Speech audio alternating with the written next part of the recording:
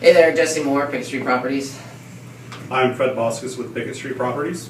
So, Fred, we did a couple, you sat in on a few short sale consultations this week. Right. And one of the main things that you saw me answer for clients is involving their credit. How a short sale is going to affect their credit. Right, I think that's one thing that a lot of people want to know, that especially with having the goal of owning a home again at some point. So, gee, how long is it going to take for my credit to recover? How bad is it going to be impacted? And how long until we were able to look at buying another home?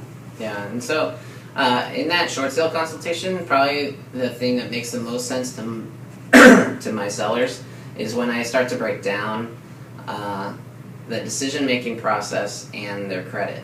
And so what I mean by that is I actually ask my sellers to consider how much is good credit worth to you. Like, let's put a dollar figure on it. So Fred, if I were to ask you, Fred, I'm going to lower your credit score 100 points, but I'm going to give you $20,000. Would that be worth it for you? That's a great question, something I hadn't really thought about, but considering the fact that my credit will recover over time, yeah, it seems like a good idea. And that number is different for everybody, and that's the reality. Is I'm not married to $20,000. It's all fiction anyway. Mm-hmm. The point is getting people to move on. Credit is a fictitious thing anyway, right? It's not anything you can put your hands on. It's all kind of a magic system anyway.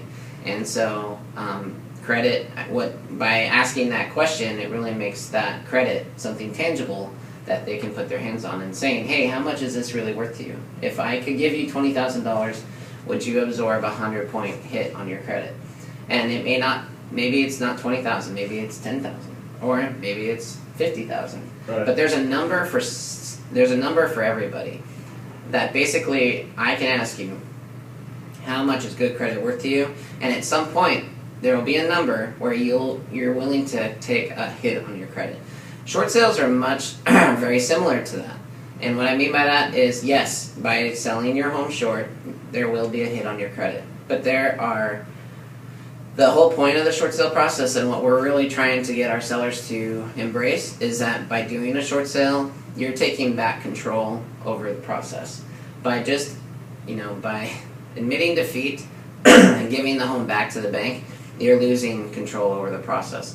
And so by consulting with us, we're going to help you understand how you can make a decision between cash versus credit, and how that'll effectively, if you're having a hard time deciding whether or not short sale is right for you, or maybe you're a married couple and one of you feels a certain way and the other person feels another way, then maybe that question alone can help you guys come to some sort of decision.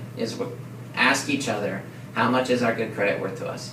And if we could save $15,000, would that matter more to us? Would that money in the bank matter more to us than a fictitious number on a credit report?